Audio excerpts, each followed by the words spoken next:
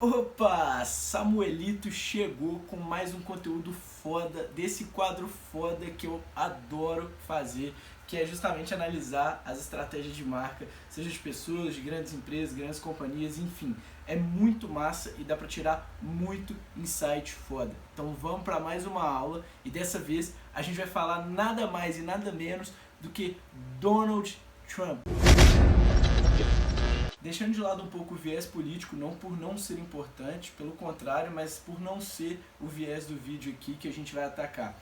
O Trump, ele não é só um exemplo, dá para tirar muito insight com relação a business, mas também com relação à estratégia de marketing dele, que é gigante e foi imensa dentro da campanha eleitoral que ele teve. E não só disso também, mas dentro do campo de vendas tem muita coisa massa que dá para tirar a partir daqui, mas hoje o foco vai ser na estratégia de marketing. E até caminhando um pouco antes disso, né, não só na estratégia de marketing dele, mas como que ocorreu a campanha eleitoral. Tendo em vista que o Trump hoje é uma das pessoas mais importantes do mundo e com uma presença muito forte dentro das mídias sociais, que inclusive foi o motivo pelo qual a campanha eleitoral dele foi um sucesso imenso. Então, até trazendo um pouco disso sobre a campanha eleitoral, o vídeo hoje vai funcionar em duas formas. A primeira, a gente vai contar um pouco sobre como que foi o escândalo da campanha eleitoral do Trump, que foi um dos maiores casos de uso abusivo de dados até hoje, e também que impactou diretamente para o Facebook. Então, para a gente começar, um dos projetos que existia dentro da campanha eleitoral do Trump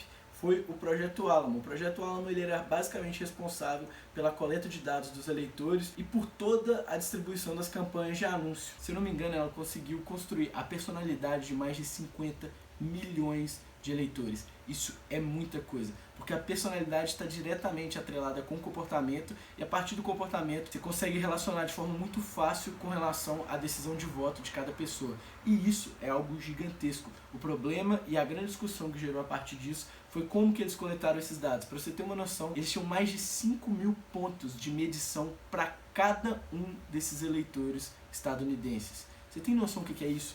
Ter 5.000 pontos de medição seu é mais do que você sabe de você mesmo. É muita coisa. Como que isso funcionou? Pelo que eu entendi, eles utilizaram uma série de aplicativos dentro do Facebook e que eles conseguiam fazer a partir de enquetes, enfim, de gamificações, uma coleta de dados que permitia eles montar um perfil seu. E a partir disso eles conseguiam ter acesso desde as suas curtidas, da mudança de status que você tinha, até mesmo as suas conversas privadas. E não só as suas, mas eles conseguiam ter acesso a de todos os seus amigos também. Então eles tinham todos esses dados de todas as pessoas que estavam conectadas a você, sem mesmo elas saberem que isso estava acontecendo. Daí que surgiu esse escândalo gigantesco, porque o Facebook não anunciou isso durante muito tempo. E foram mais de 50 milhões de pessoas impactadas e que tiveram os dados utilizados sem mesmo saberem para que isso foi feito, com o que isso foi feito e para que isso foi utilizado. Daí o escândalo gigantesco que teve a partir disso, porque você está mexendo justamente com a psicologia de uma nação inteira sem o consentimento. E isso dentro de um regime democrático, que torna totalmente antiético isso. Tudo isso se resume a uma coisa, que é real. A gente bate muito nessa tecla, mas é de verdade. O poder que as mídias sociais têm, as pessoas têm que parar de enxergar ela como algo fútil, que simplesmente serve para registrar sua vida,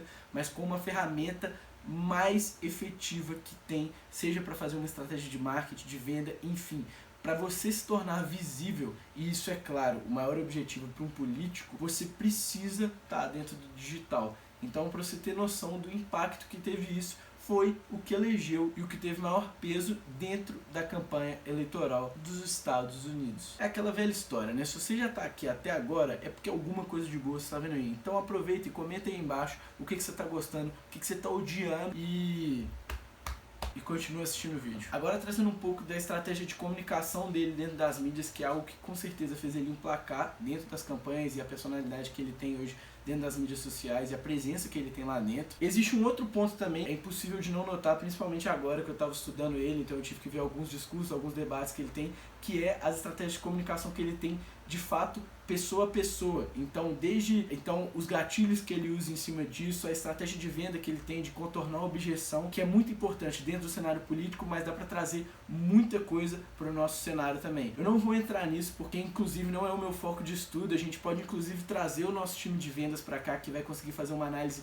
muito melhor e eu acho muito válido, mas a gente só vai fazer se vocês comentarem aqui embaixo também. Então se vocês quiserem essa parte também com relação ao Trump e outras coisas relacionadas à comunicação e vendas, comentem aí embaixo que a gente vai trazer esse conteúdo para vocês. Nosso time é muito foda e a gente consegue fazer isso. Enfim, o primeiro ponto é que ele mexe com as emoções das pessoas. Ele é um cara que tem uma opinião muito forte e ele mostra isso o tempo inteiro. Ele tenta mexer com as emoções de ou medo ou raiva, mas às vezes ele tenta trazer um pouco da camaradagem, algo do tipo, mas essas são as duas que ele mais foca hoje. O segundo ponto é que ele tenta criar um pouco a realidade dele e transportar isso para você, que faz com que as pessoas comprem essa realidade.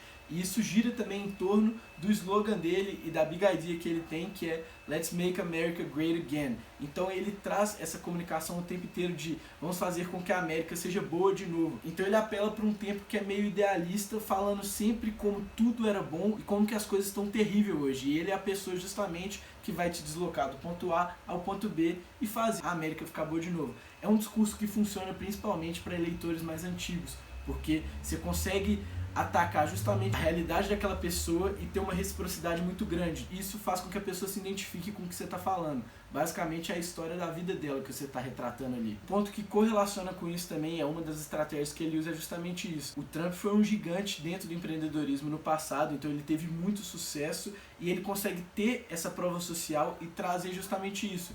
Antes era muito bom, hoje não é, e eu sou a pessoa certa para trazer isso. Por quê? Porque eu fiz muito sucesso, eu sou muito bem sucedido devido ao meu passado. Então ele traz o tempo inteiro os grandes sucessos que ele foi tendo dentro do mundo de negócios para justificar o porquê que ele é a pessoa certa para estar ali onde ele está hoje. O segundo ponto que ele pega muito forte, e que isso não só ele, mas você pode ver também nos vídeos do Steve Jobs, nas conferências que o Steve Jobs fez, é algo que, obviamente, em cenários totalmente diferentes, mas são pontos que eles têm em comum, que é com relação a, por exemplo, um pensamento mais polarizado. Eles se apegam muito àquele ponto de vista que eles têm. Se você acompanha, você vê que eles fazem uma série de citações chocantes, que são citações surpreendentes, que valem o apelo da mídia, porque a mídia vai focar naquilo dali, que é, isso deveria ser assim, isso é assim, aquilo é daquele jeito, enfim. Isso traz um impacto muito grande e com certeza traz atenção da mídia e obviamente isso gera um apelo muito grande para a marca. Talvez esse seja o mais marcante de todos e todos têm correlação, se você parar para ver,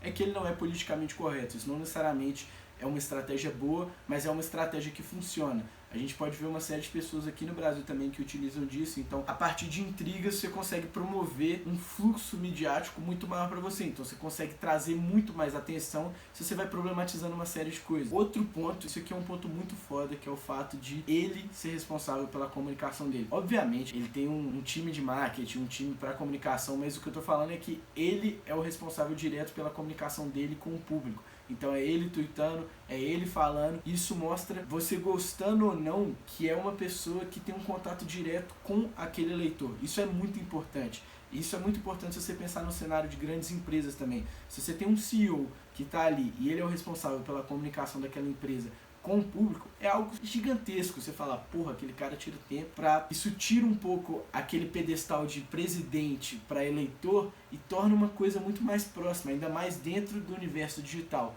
Então isso é algo que com certeza você tem que trazer para o seu negócio, enfim, que é ter o contato mais próximo entre você e o seu público. E um ponto também que correlaciona dentro da comunicação dele, dentro das mídias sociais, é que ele usa muito do entretenimento. Então ele é um cara engraçado, pelo menos ao ponto de vista dos eleitores dele, e que isso traz também, tira um pouco da rigidez da comunicação de um presidente com os eleitores e apela para esse lado um pouco de entretenimento com as pessoas que estão votando nele. Então é com certeza uma estratégia que funciona e que faz com que as pessoas compartilhem, enfim, de novo trazendo um fluxo midiático muito maior para ele. Galera, muito obrigado por ter assistido. Se você chegou até aqui de verdade, comenta aí o que você curtiu, igual eu falei. Tem uma série de outros assuntos que o nosso time pode destrinchar em cima disso. A gente tentou fazer esse vídeo um pouquinho mais curto para não ficar tão denso, para ver se vocês preferem nesse formato ou em outro. Então comenta aí o que você acha bom, o que você acha ruim, enfim, se inscreve, ativa o sininho e um abraço aqui da Milhão Digital e tchau!